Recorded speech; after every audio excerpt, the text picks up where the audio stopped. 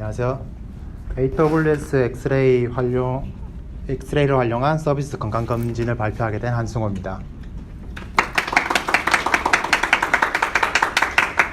전 에멘탈이라는 세계 세무회계 서비스를 만드는 에멘탈이라는 스타트업에서 CTO 역할을 맡고 있고요. 네, 오늘은 이제 AWS 엑스레이는 어떤 모니터링 서비스인가요랑 AWS 엑스레이를 깊게 활용하는 방법, 여기서 말하는 깊게 활용은 SDK를 활용한 활용 방법입니다. 그리고 저희가 직접 운영 중인 AWS 엑스레이의 트레이스를 하나씩 살펴보면서 따라가 보려고 하는데요. 네, 발표하기에 앞서 오늘은 2018년 3월 28일 발표입니다. 이게 과거에 발표 자료를 남겨두면 원래 엑스레이 같은 경우도 금방금방 업데이트가 돼서 옛날 기준으로 발표하는 경우가 많아서 발표 자료에 넣어놨습니다. 그리고 AWS 공식 안내에서 관련된 정보는 어느 정도 습득하셨다고 생각을 하고 추각해서 진행하겠습니다. 그리고 세 가지 섹션으로 나눴는데요. 섹션이 끝나는 시점에 맞추어서 질문 시간을 가지겠습니다. 중간중간에 하지 마시고 섹션이 끝나는 시점에 해주세요. 네, 그러면 AWS 엑스레이에 대해서 이야기해 보겠습니다. 저희가 모니터링 서비스를 하려고 하면 보통 모니터링 서비스 업체에서 모듈만 붙이면 쉽게 이용 가능합니다 라고 이야기를 합니다.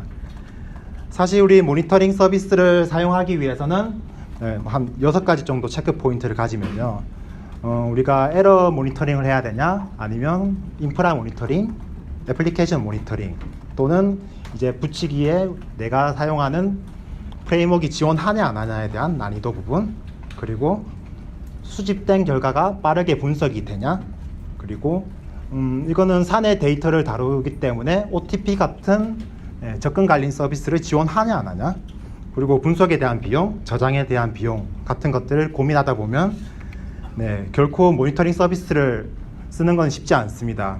물론 비용이 넉넉하다면 쉽게 할 수 있습니다. 모니터링 서비스 체크 포인트 중에서 제가 생각하는 한 3가지 정도의 중요한 점을 꼽자면 이제 얼마나 쉽게 붙일 수 있냐랑 비용이 되는데요. 그 포인트에 비교해서 엑스레이 서비스를 이제 비교해 보겠습니다. 엑스레이 서비스는 분산 애플리케이션 모니터링 서비스고요. 그리고 AWS랑 연계된 서비스는 바로 이용 가능합니다. 특히나 AWS랑 같이 쓰려면 가장 쉽게 사용할 수 있고요. 분석 속도는 이제 제가 콘솔에서 서비스 맵을 오픈하고 쿼리를 요청하면 2에서 15초 이내에 응답이 옵니다. 이거는 AWS 공식 자료가 아니고 그냥 제가 느끼는 시간이고요. 그리고 접근 관리는 AWS IAM 권한을 가지고 있기 때문에 OTP 사용 가능하고요. 기존에 있는 권한을 그대로 사용이 가능한 장점이 있습니다. 분석 비용과 저장 비용은 이제 100만 트레이스당 0.5달러, 5달러 이런 식으로 나눠져 있고요.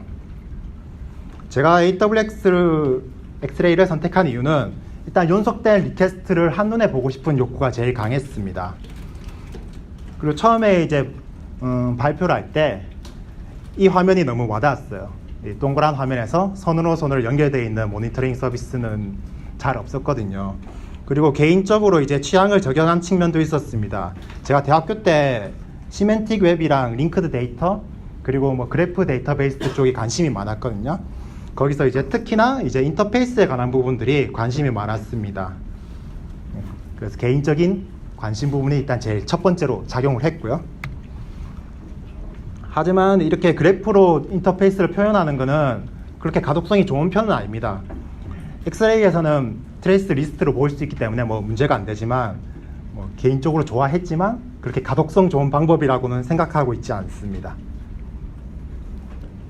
조금 더 이제 기본적인 스펙을 설명하고자 하는데 AWS의 여러 가지 기능들을 쓸 수 있고요.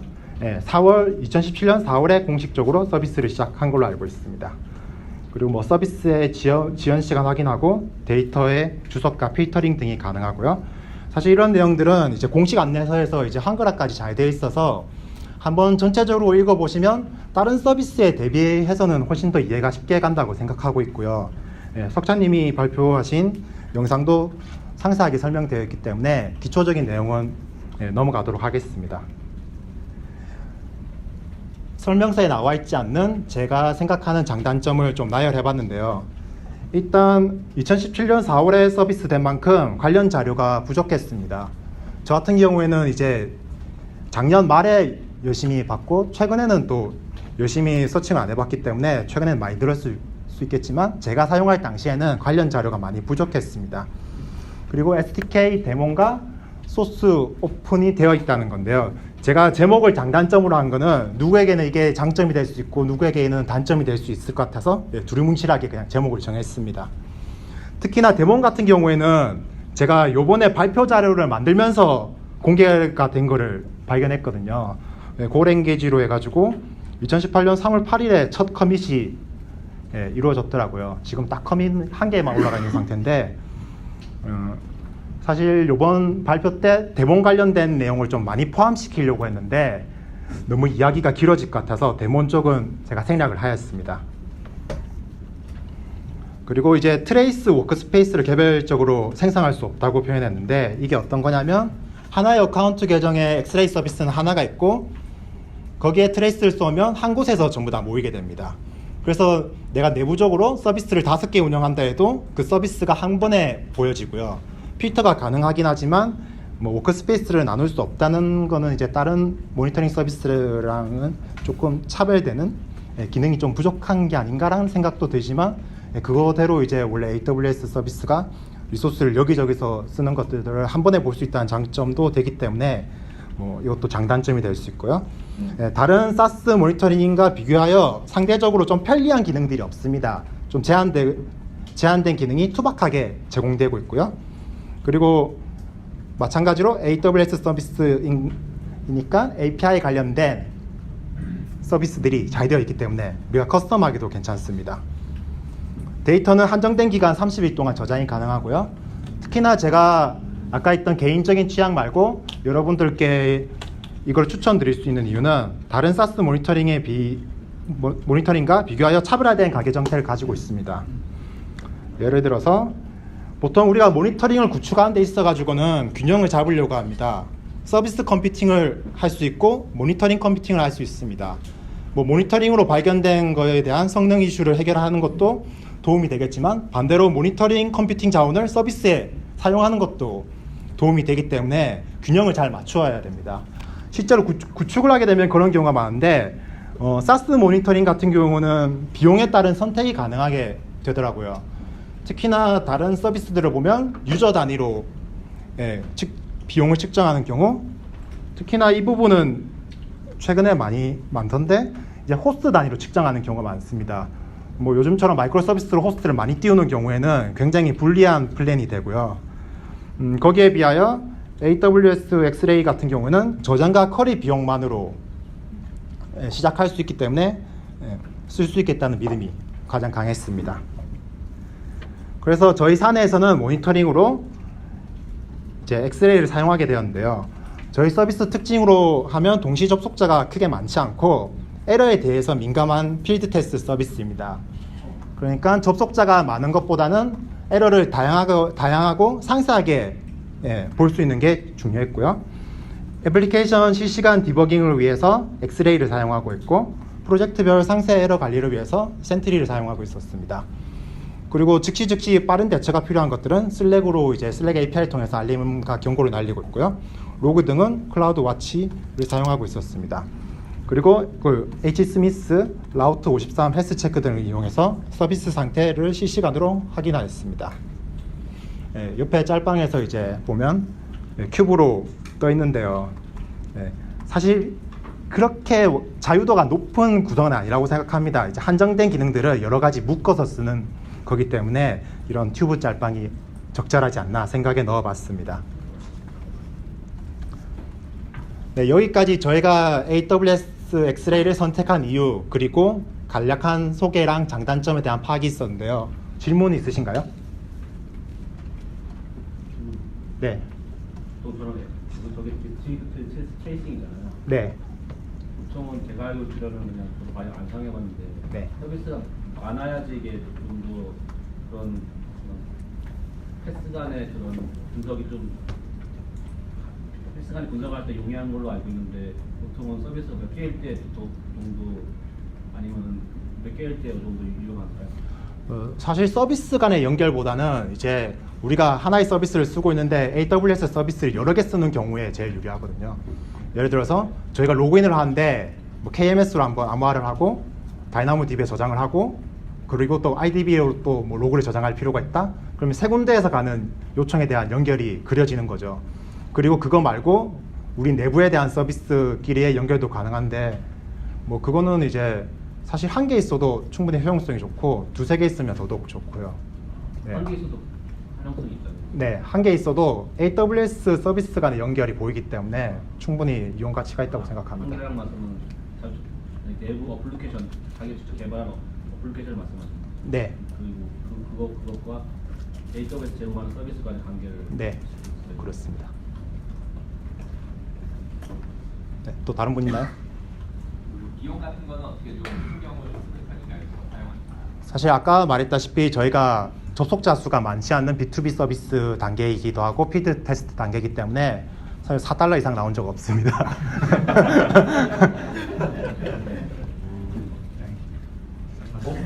서비스랑 비교해봤을 때 비용은 훨씬 작다고 볼 수가 있는데. 네, 보통 사스 서비스들이 유저 단위 플랜이 많거든요. 뭐 프리 플랜은 대신 뭐 짧게 지워지겠지만 뭐 프리 플랜은 좀 애매한 면이 있고요. 사용하는 데 있어가지고 그거 말고 뭐 스탠다드로 가면 보통 $100 정도 단위로 시작하더라고요. 그래서 저희는 접속자 수도 적은데 $100를 모니터링에 투자할 비용에 뭐 데이터 분석에 쓰는 게 낫지 않나 그렇게 생각하고 있습니다.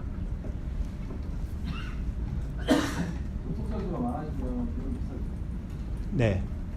그러면 샘플링을 조정을 하는 방향으로 하고 뭐 다른 서비스를 또 그때 사용해 할 예정입니다. 지금 단계에서는 뭐 저희가 많지 않기 때문에 총량을 모니터링할 필요 없잖아요. 네.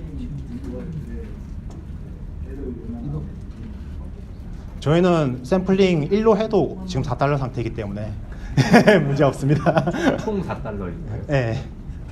그래도 많이 나오세요. 아, 이렇게 크레딧도 좀 쓰고 해서 네, $4입니다. 그 아까 엔드투엔드라고 하는데 아마존 말고 그 바깥쪽에 있는 다른 것도 같이 그 엔드투엔드 할 수 있는. 네, 그 부분에 대해서 제가 이번 섹션에서 조금 SDK를 활용해서 연결고리를 어떻게 만들지에 대해서 이야기하려 합니다. 네, 그럼 다음 섹션 진행하겠습니다. 네, 이번 섹션에서는 이제 SDK를 좀 활용하는 측면으로 가고요. 그리고 이제 한 번 더 깊게 엑스레이에 대하여 설명하려고 합니다. 트레이스 관련된 거랑 이 부분에 대해서 조금 더 깊게 설명하고 저희가 활용을 어떻게 했냐 위주로 갈 거고요. 네, 중간중간에 좀 끊길 수가 있습니다. 네. 네. 일단 용어를 정리하겠습니다. 트레이스라는 용어가 있고요. 네, 클라이언트 요청 하나에 대한 큰 단위입니다. HTTP 리퀘스트 단위라고 볼 수 있고요. 그리고 그 안에 세그먼트, 개별적인 서비스 단위의 데이터가 있고요. 세그먼트 안에 서브 세그먼트가 있을 수 있습니다. 그리고 어노테이션이라는 이제 추적이 가능한 데이터와 추적이 가능하지 않는 메타데이터 이렇게 종류가 있고요. 이외에 뭐 에러랑 몇 가지가 있는데 그거는 제외하고 일부분만 설명하였습니다.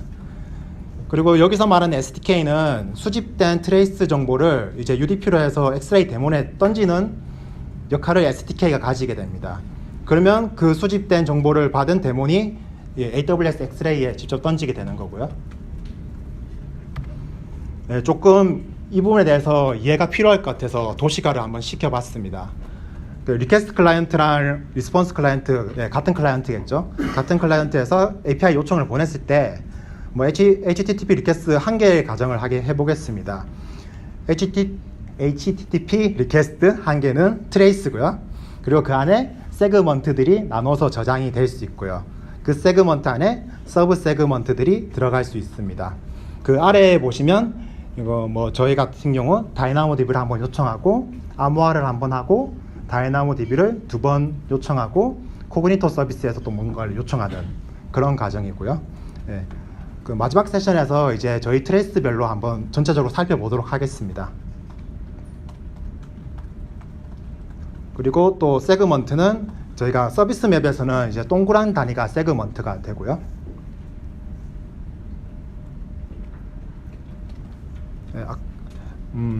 트레이스를 샘플링 할 수 있습니다. 지금부터는 약간 팁 위주로 하나씩 넘어가겠습니다. 기본값은 5%로 되어 있고요. 여기서 샘플링에 대한 비율을 레이트를 주지 않으면 5%로 되는 걸로 알고 있습니다. 그리고 SDK를 통해서 애플리케이션 안에서 코드 내용이 설정 가능하고요.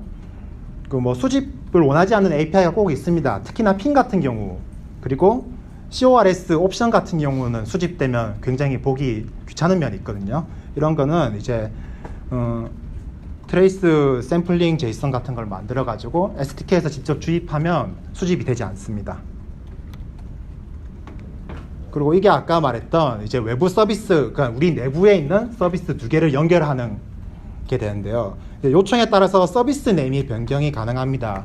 여기서 말하는 서비스 네임은 이제 SDK에서는 서비스 네임이라고 표현하고 있는데, 저 안에 보면 세그먼트, 그러니까 첫 번째 세그먼트라고 생각하시면 됩니다.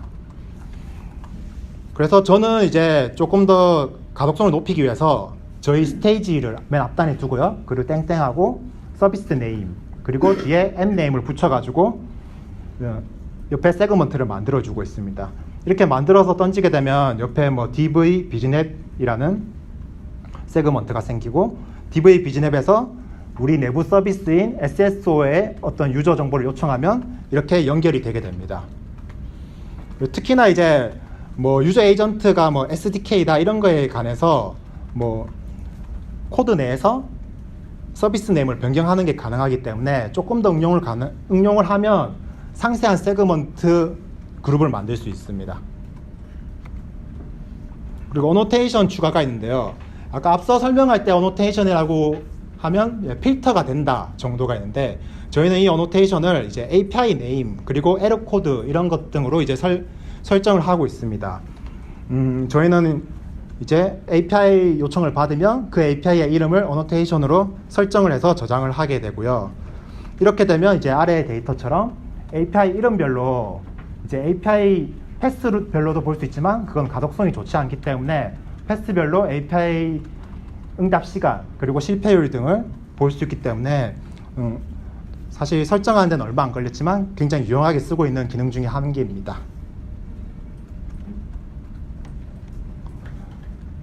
그리고 저희는 노드 기반으로 서비스를 운영하고 있는데, 저희는 하피라는 프레임워크를 사용하고 있습니다.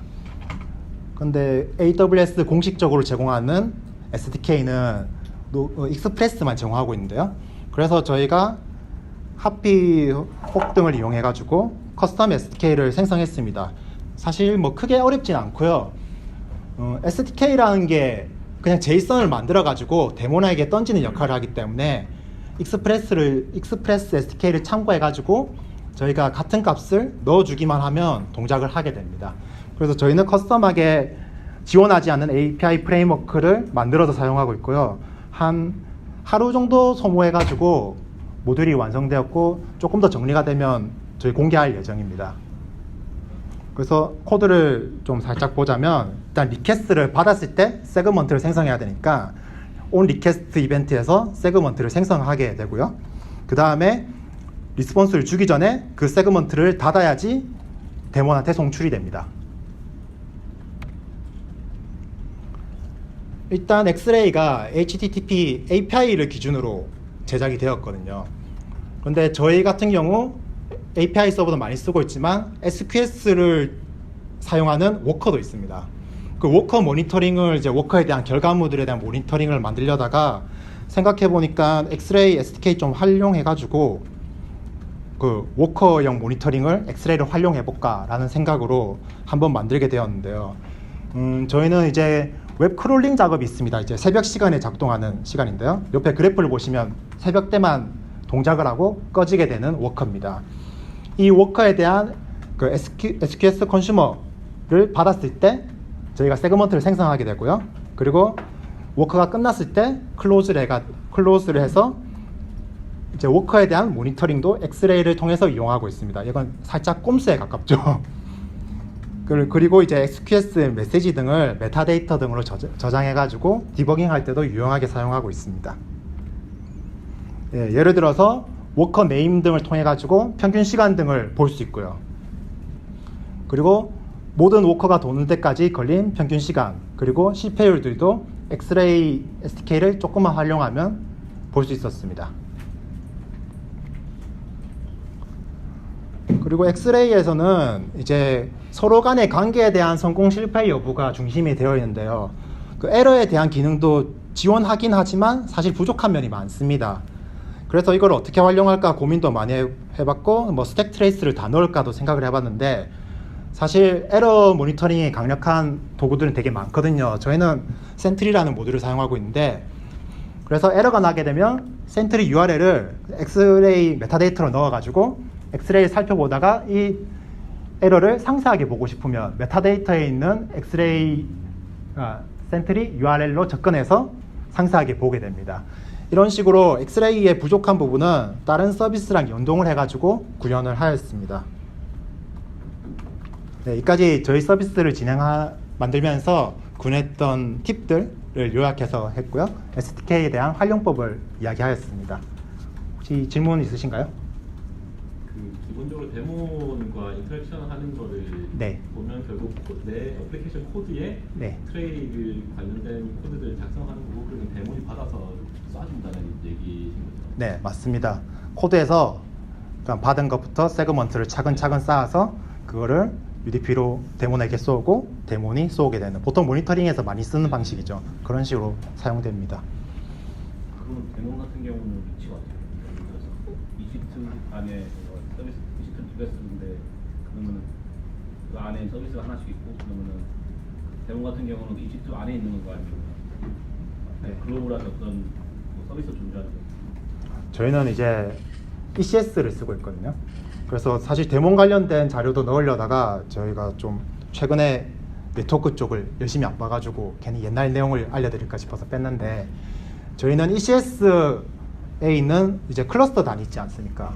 클러스 단위당 컨테이너를 하나 띄우도록 설정해 놨습니다. 엑스레이 컨테이너를 한 개 띄우고 내부 네트워크를 통해 가지고 UDP로 쏘는 형태로 됩니다. 그래서 예를 들어서 ECS에서 클러스터가 3개 있으면 지금은 사라진 것 같은데, 클러스당 실행 계획을 세우게 되면 클러스가 늘어날 때마다 엑스레이 컨테이너를 띄우게 되거든요. 그러면 그 엑스레이 컨테이너를 띄우고 나머지 다른 컨테이너들은 그 내부에 있는 IP의 UDP를 쏘아가지고 그 엑스레이 컨테이너에서 보내는 형태로 구현을 하였습니다. 엑스레이 컨테이너가 그러면 데몬이 되는 거예요? 네, 이거 컨테이너 보통 데몬 단위로 뜨고 있고요. 데몬이 되는 거예요? 네, 그거는 ECS당 만들어집니다. 네, 그 ECS 인스턴스 한 개당 엑스레이 데몬 한 개 띄워가지고 운영하고 있습니다.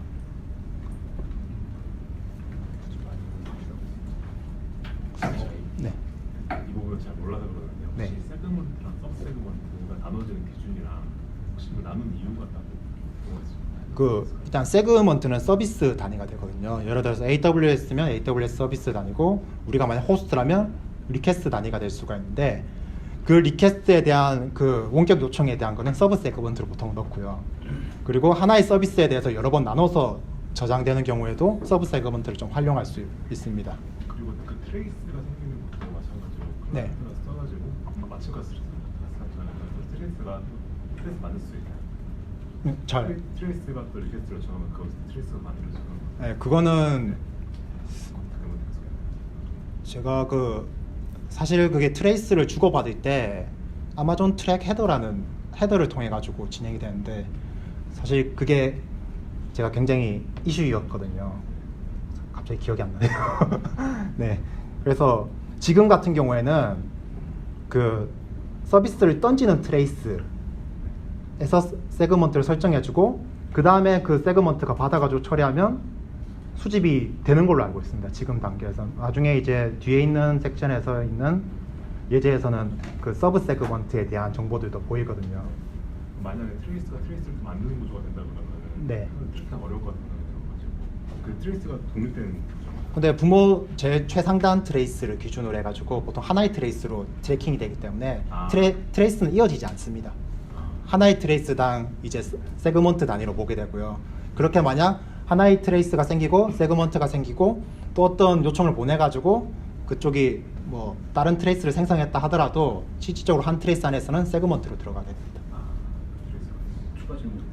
그럼 방금 말씀하신 것 중에서 A하고 A 서비스에서 B 서비스 분발되는 게 헤더 아이디가 있다고 말씀하셨는데 그거는 따로 개발자가 알 필요 없이 뭔가 무의식적으로 그 엑스레이에서 제공하는 데이터가 있다는 얘기죠. 네, 그 엑스레이 SDK 안에서 그 헤더를 참고해가지고 트래킹을 하는 걸로 구현이 되어 있고요. 명시적으로 그러면 개발자가 알아야 되는 건가요? 아니면 몰라도 그 가능하고요. 저처럼 아까 원래 지원하지 않는 서비스를 좀 더 활용하고자 하자면 그 헤더를 가져와가지고 활용하는 방법도 있습니다. 제 대무 서비스에서 개발할 때는 그걸 알아야 돼요. 그게 프레임워크만 지원한다면 알 필요가 없을 것 같습니다. 네. 그 데몬 쪽그 질문하신 게 좀 궁금했는데 네. 클러스터 ECS 클러스터에서 그 말씀하신 게 클러스터를 구성하는 인스턴스마다 하나씩 엑스레이 컨테이너를 실행하신다는 거죠? 네. 그렇게 되면은 그렇게밖에 안 돼서 그렇게 설정한 거예요? 아니면은 다른 인스턴스들도 하나의 데몬 한테 줄 수 있는데 뭐 하다 보니까 그렇게 제가 개인적으로 생각하기에는 제일 효율적인 방법이 아닐까라는 생각을 했는데요. 잠시 보여드릴까요? 보여주시죠. 저희가 지금 이거는 개발이라서 네, 보시는 게 제일 빠르실 것 같아서 저희가 이거는 4개의 인스턴스를 띄우고 있습니다. 그러면 엑스레이가 총 4개가 떠야지 그 인스턴스 내부에서 내부 IP로 쏠 수 있겠죠. 그래서 저희가 이렇게 서비스를 한 개 띄워놨습니다. 프로덕트 EM 엑스레이라 해서 엑스레이를 띄워주는 컨테이너를 한 개 설정을 해놨고요. 지금 4개가 떠 있습니다. 그래서 컨테이너별로 4개가 떠 있고 다른 서비스들은 이 컨테이너, 이 엑스레이 컨테이너에 쏴가지고 이 컨테이너 안에 있는 데몬에게 쏴서 우리 AWS 엑스레이로 연결하는 방식으로 구현이 되어 있습니다. 이게 더 효율이 좋다고 생각하신 이유가 뭐예요? 그건 내부 네트워크를 쓰기 때문에 좀 좋지 않을까 그렇게만 생각했습니다. 뭐 이렇게 네. 그런 건 해보셨나요?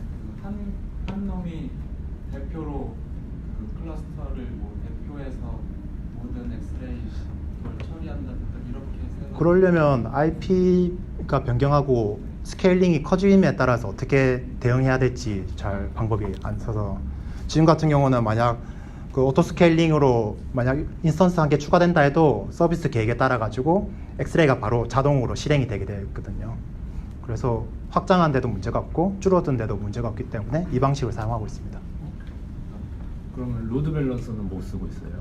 ALB 사용하고 있습니다. ALB. 그러면 ALB 타겟 그룹으로 해서 저 태스크들만 저 이제 엑스레이 데몬으로만 가는 걸로 해놓으면 그 ALB는 UDP가 지원하지 않습니다.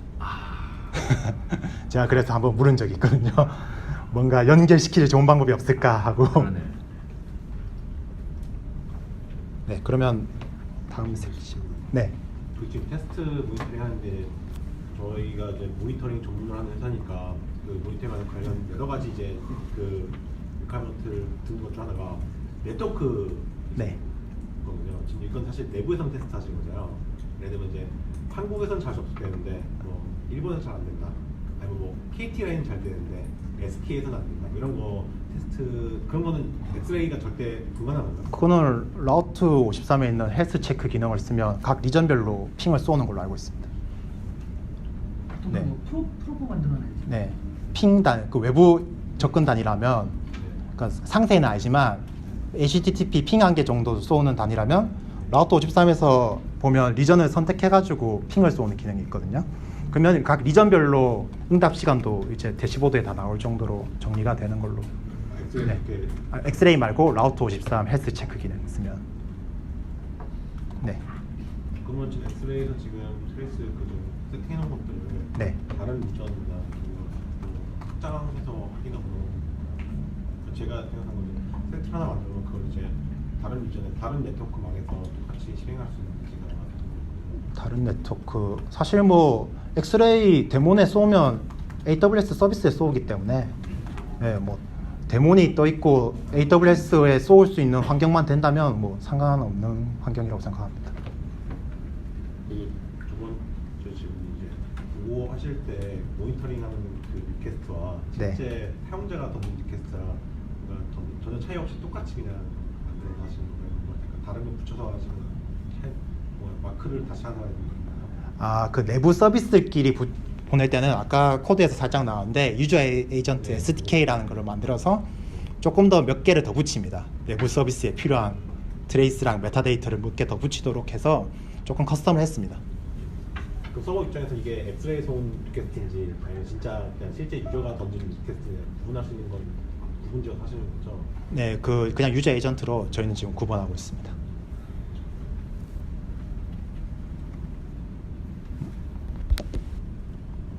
네, 30분. 그래서 이제 질문 관련된 거 아마 여기서 많이 나올 거라고 예상하고 제가 저희 트레이스를 다 모아놨습니다. 제가 본 것 중에서 12초짜리 트레이스거든요. 여기서 이게 기능이 뭐냐면 저희는 이제 회계에 관련된 기능인데 각각의 이제 데이터 서비스에 SQL 요청을 날린 다음에 조합해서 그래프를 그려주는 API 중에 한 개입니다. 그래서 서비스를 보자면 이게 제일 위에 게 메인 트레이스가 되는 거고요. 네, 프로드 비즈넷이라는 서비스 네임으로 들어가게 됩니다. 그렇게 되면 이제 한 번 요청합니다. 다른 내부 API 한 번 요청을 하게 되고요. 이 밑에 게 이제 그 요청에 대한 응답이고요. 이게 보면 SDK, SS도 유저의 응답을 알기 위한 트레이스, 이제 하나의 세그먼트, 그리고 이거는 OIG 사업체 정보입니다. 저희한테 그룹에 대한 요청에 대한 세그먼트에 대한 요청을 날리게 됩니다. 내부적으로 이 SDK 요청 안에서 또 내부적으로 몇 가지 더 보내게 되고요.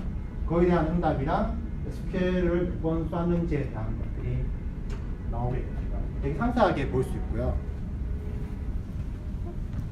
어떻게 발표 자료도 공유가 되나요? 네, 공유됩니다. 사실 이 세그먼트가 살짝 이상하다고 느낀 게 있는데 좀 뺄까 말까 좀 고민 중입니다. 세그먼트가 조금 이상한 것 같더라고요. 저기. 네. 이거 SQL 여기 근데 좀 12초짜리라서 화려해서 넣어놨습니다. 이거는 좀 명확한 건데요. 일단 먼저 이거는 제가 사인인을 한번 보냈을 때에 대한 세그먼트입니다. 그 로그인이죠. 로그인이 제일 사람들끼리 뭐 공통적으로 이해하기 편할 거라고 생각해서 이제 비즈넷에 요청한 다음에 이제 유저 정보를 가지고 와야겠죠.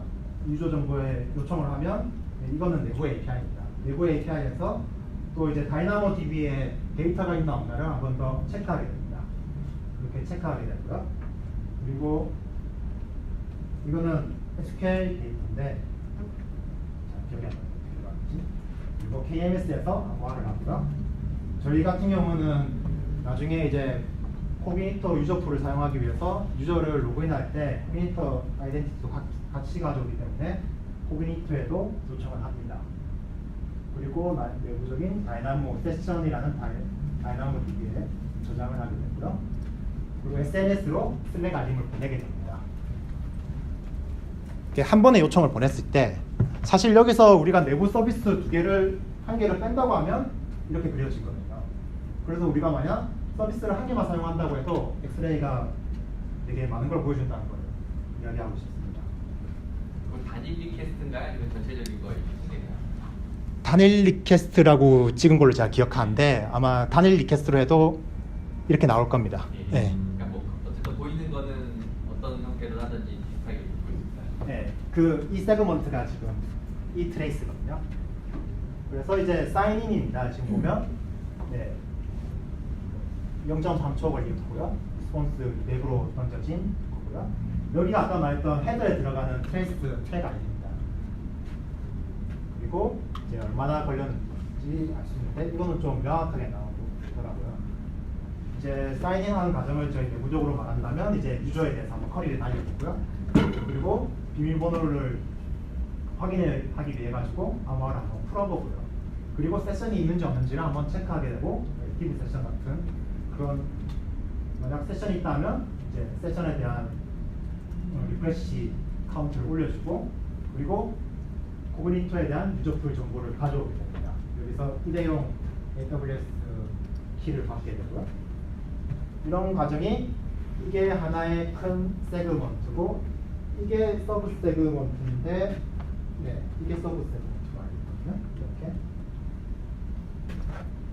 이런 식으로 사인인을 하는 과정이 딱 한눈에 봐도 얼마나 걸리는지를 알 수 있기 때문에 만약 여기서 우리가 로그인을 조금 더 빨리 바꾸고 싶다 하면 코그니토에 대한 고민을 해봐야겠죠.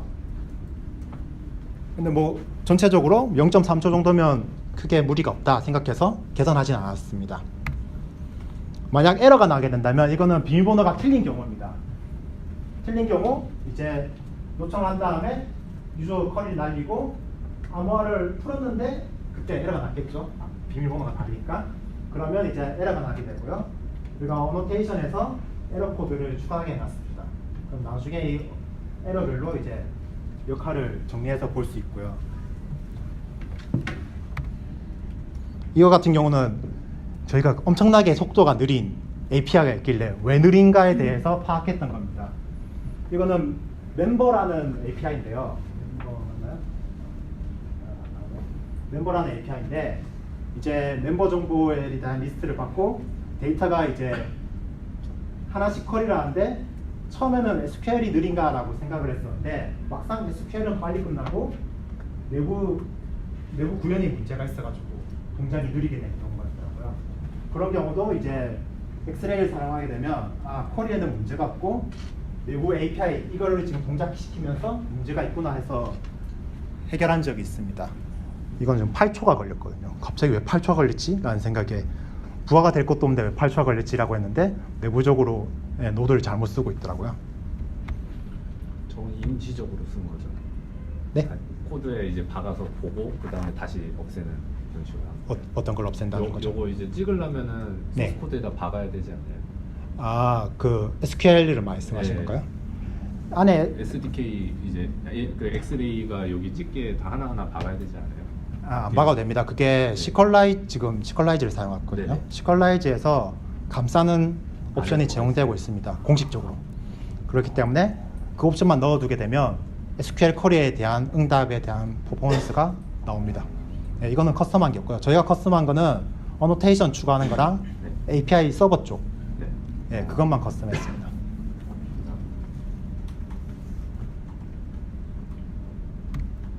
그래서 좀 전체적으로 애플리케이션 관계에 따라서 세부적인 확인이 가능했었고 비용이 저희가 굉장히 만족할 만큼 나왔었고 SDK를 활용하면 조금 더 많은 부분을 단점을 보완할 수 있습니다. 제 발표는 여기까지 준비했는데 뭐 다른 질문 있으신가요? 스트레이트 아까 네. 스트레이트를 말씀하셨는데 중간에 네. 5%가 디폴트 말씀하셨는데 그걸 수집할 때 그러면 뭐 응답 시간이 몇 초 이상인 건데 계속 이런 정도 줄 수 있는 건가요? 아마 횟수당 5%로 알고 있는데 사실 데몬 서비스가 오픈된 지가 얼마 안 돼서 제가 그까지는 확인을 못했습니다.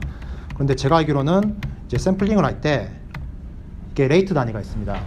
여기 보면 이 레이트 단위에서 지정을 하게 되면 아마 뭐 특정 에러가 났을 때가 아니고 뭐 횟수당 정리돼서 아마 보내지지 않을까 생각을 하고 있습니다. 테스트는 안 해봤습니다. 네. 저거 같이 컴파일돼서 들어가야 되는 거죠? 지금 룰? 이것 같은 경우는 서버가 만약 동쪽으로 뜬다면 뜨는 시점에 동작하면 될 것 같고요. 저희는 이제 컨테이너화 시켜가지고 올리고 있습니다. 근데 지금 제가 잘 기억이 안 나는데 데몬에서도 설정할 수 있고 SDK에서 설정할 수 있었나? 두 가지가 다 됐던 것 같은데 저는 일단 애플리케이션 단위로 샘플링 설정해서 사용하고 있습니다. 지금 네. 그러면 만약에 여러 개의 서비스가 있고 특정 케이스 아이디가 있는데 그게 문제가 발생했어요. 네. 서비스에. 근데 그 서비스 저 스튜어 스타일 보내면 아이들은 보면 어디서 문제는 확인할 수 있는데 네. 될 수 있게 TSI드하고 매칭되는 로고나 이런 걸 보셨을 때는 어떻게 봤어요?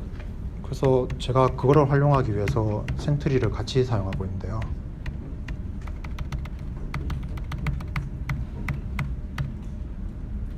사실 이게 그 엑스레이가 뭐 다른 모니터링 서비스도 마찬가지고 그냥 데이터를 실어서 보낸 거를 분석해주는 툴이잖아요. 근데 그 에러에 대한 분석이 그렇게 여기 위에 보면 탭에 exception이라는 상단이 있지만 이게 exception에 그냥 스택 트레이스가 쭉 나열되는 형태로 밖에 지금 지원이 안 되고 있거든요. 그래서 에러는 따로 이제 센트리라는 서비스 사용해가지고 남기고, 센트리랑 네, 센트리라는 서비스를 이제 밑에 있는 서비스가 센트리라는 서비스인데 이 서비스 같은 경우는 이제 이벤트별로 유저의 브라우저 요청별로 전부 다 이제 관리가 가능하고 뭐 슬랙 알림 같은 것도 연결되기 때문에 에러 쪽은 여기 걸 사용하고 전체적인 관계에 대한 애플리케이션 상태랑 성능 체크를 하기 위해서는 엑스레이 사용하고 이렇게 두 개를 같이 사용하고 있습니다. 그러면 수많은 로고가 있고 TSI드가 있으면 그걸 매칭시키는 방법은 그냥 그 따로 메타데이터에 넣었습니다. 이것도 꼼수죠. 아 근데 저 쓰시는 로고에다가 다른 뭐 TSI드 같은 거 박았다는 얘기죠? 네, 에러가 출력될 때 세그먼트 클로즈 하기 전에 메타데이터에 추가를 하면 저기 추가되게 되거든요.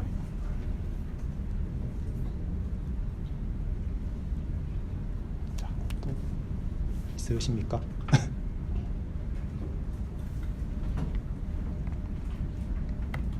네. 그러면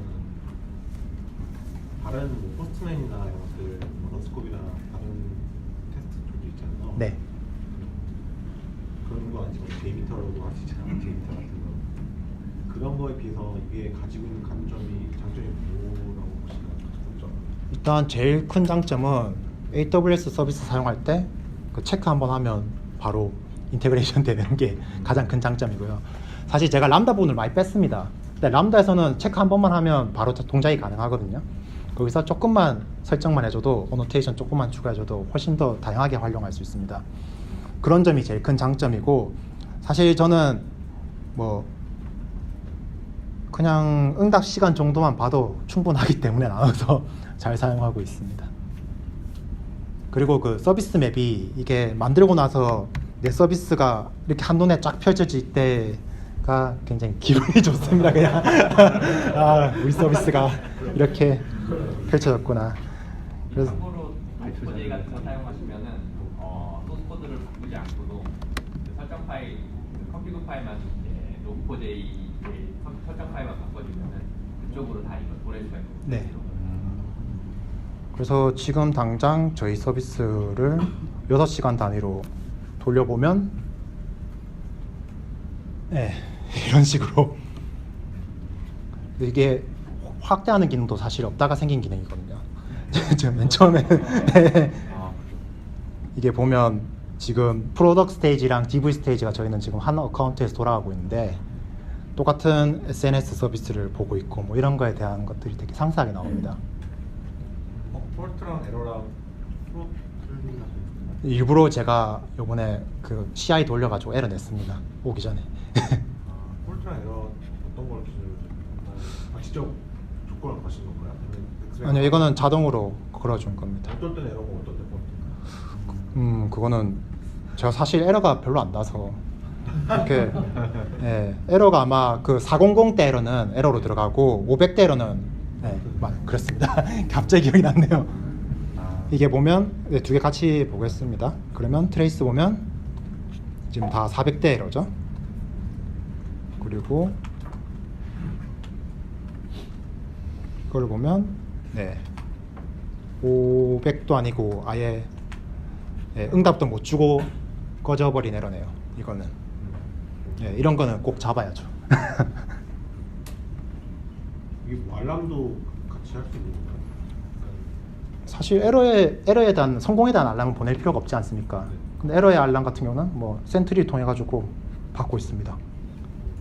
에러가 나면 엑스레이 자체에는 알람 기능 클라우드 와치 같은 거에서 알람 뭐 API로 구현을 할 수 있겠지만 사실 뭐 이거는 비율에 대한 거니까 에러에 대한 비율은 만약 샘플링을 주게 되면 더 정확하지 않을 수 있기 때문에 만약 쓰게 된다면 에러 모니터링이랑 같이 쓰는 게 맞다고 생각합니다. 사용 용도에 따라서. 얘는 전체적인 애플리케이션과 성능에 대한 관리.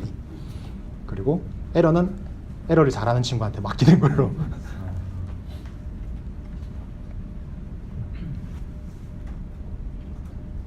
네. 그러면 저희가 지금 45분 사용했네요. 다른 질문 없으신가요? 네. 아, 네. 그 노드 서버에다 네. 그 SDK 쓰는 부분을 다시 한번 좀. 사실 노드에서 만약 익스프레스를 쓴다면 사실 한 3줄 정도밖에 안 되거든요. 근데 저희는 커스텀하게 만들어 쓰기 때문에 조금 깁니다. 예를 들어서 네, 이 부분이거든요. 깁니다. 여기서 데몬 IP 설정해주고, 네, 그 샘플링 제이슨 실행해주고, 예, 그 에러 디버깅 쪽도 제가 실행해주고 있거든요. 근데 질문이 있는데 네. 왜 다 ECS에 올려놓으신 건가요? 람다를 안 람다는 람다대로 사용하고 있고, ECS에 올려놓는 기준이 있지 않아요? 그러니까 서비스로 계속 떠 있다면 네. 저희가 ECS로 옮기게 되고, 그냥 잠시 가끔씩 아까 워커 같은 경우, 네. 워커 같은 경우는 이제 SQS를 통해 가지고 람다를 실행시킨 형태로 진행이 되거든요. 근데 서비스로 이제 서버를 리퀘스트 리스폰스를 받는 것도 람다로 올릴 수가 있잖아요. 네. 근데 그렇게 선택하신 이유가 어떻게? 사실 람다 같은 경우는 그게 시작되는 시점이 바뀌는 것도 있고, 전체적인 서비스를 다 키우고 할 때는 네. 또 뭐 서브레스 말고 이제 하나의 컨테이너를 띄우는 장점이 있기 때문에, 사실 뭐 부분적으로 우리가 네. 스팟성으로 일으키는 거는 지금 서브레스랑 에펙스를 통해 가지고 좀 네. 활용을 하고 있는데, 네. 메인 서비스는 도커를 쓰고 있고요. 혹시나 이제 다른 데로 이주를 하게 되면 그대로 컨테이너 들고 이주하려고 그러면 이거 배포는 어떤 식으로 하세요? 배포는 저희가 ECS 도커 컴포즈를 써가지고 네. 진행하고 있습니다. 그럼 도커 컴포즈를 그냥 직접 업로드를 하면은 배포되는 거예요? 네, 그 ECS에서 ECS 도커 컴포즈 업하면 제가 블루그린으로 해가지고 띄워주거든요. 저희 로컬에서 이제 네. 명령을 올려서요. 그렇게 하고 있습니다. 그럼 따로 뭐 젠킨스나 이런 거 CI 도구는 안 쓰시나요? CI 저희 그 비트버킷에서 사용하는 파이프라인이라는 빅버킷 파이프라인. 네, 공짜 거 쓰고 있습니다. 안 그래도 그걸 좀 개선하고 싶은데 손이 안 가서 지금 개선 못 하고 있습니다. 그거 그럼 빅버킷 파이프라인 쓸 때 네. 뭐 그게 옛날에 막 보니까 코드 디플로이나 막 그런 거에 다 권한을 줄 수 있더라고요. 네. 근데 뭐 빅버킷 파이프라인을 선택하신 이유가 있나요? 네, 따로? 공짜입니다. 빅버킷을 사용하면 공짜입니다. 그것도 네, 있고 그냥 막상 그냥 재미삼아 네. 올렸다가 잘 동작하길래 쓰고 있습니다. 패러럴 익스큐션이 막 리밋이 있잖아요, 보통. 네. 근데 그런 거는 없어요. 사실 리밋까지 간 적도 있고 그 네. 메시지 보내면 넉넉하게 주더라고요. 아. 그게 제가 사용할 때가 거의 베타 버전이라 가지고 네. 지금은 아직 초과한 적은 없고요. 그 안 그래도 저희가 CI/CD 쪽을 조금 향상시키려고 네. 준비 중입니다. 일단 돌아가는데 요구 조건을 다 충족해서 계속 사용하게 되더라고요.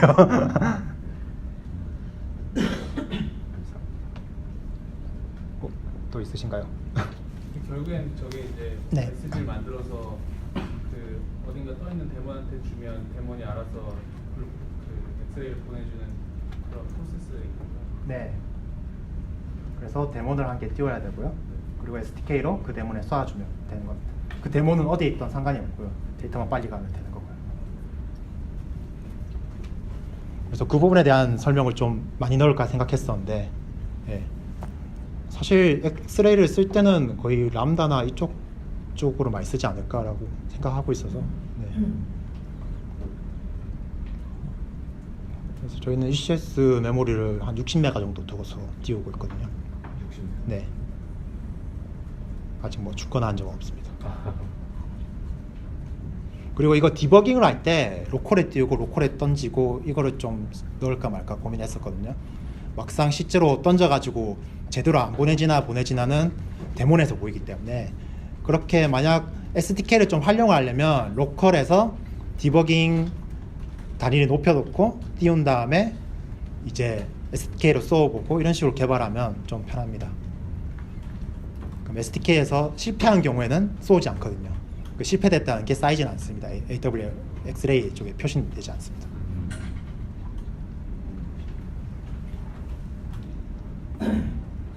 자, 그래서 저희는 이런저런 것들을 많이 준비를 하고 있고요. 요번에 또 사무실을 옮길 예정인데 AWS 특히나 이제 데이터 잘 하시는 분들, 저희 데이터가 엄청 많이 쌓이는데 지금 감당을 못 하고 있거든요. 데이터 잘 하시는 분들 언제든지 지원해 주시기 부탁합니다. 데브옵스 쪽이랑 전부 다 사실 이 말 하고 싶었어요. 어떤 서비스인지 좀 설명해 주세요. 저희는 회계 세무 프로그램이고요. 이제 사업자들이 실시간으로 매출 매입을 알 수 있는 그런 기능입니다. 캐시노트랑 다른 점이 뭘까요? 캐시노트 같은 경우에는 일단 저희에 비해서 지금 기능이 조금 많이 구현되지 않았고요. 저희는 일단 자체적으로 가져오는 데이터에 일단 준비를 많이 했어요. 서비스는 늦게 띄웠지만 저희 같은 경우에는 좀 많은 것들을 자동화 시켜주고 싶기 때문에 회계사들, 세무사들이 하는, 경리들이 하는 모든 많은 일들을 자동화를 기준으로 가고 있기 때문에 조금 더 많이 준비되면 진행될 겁니다. 아마 캐시노트도 비슷하게 생각하고 있을 겁니다.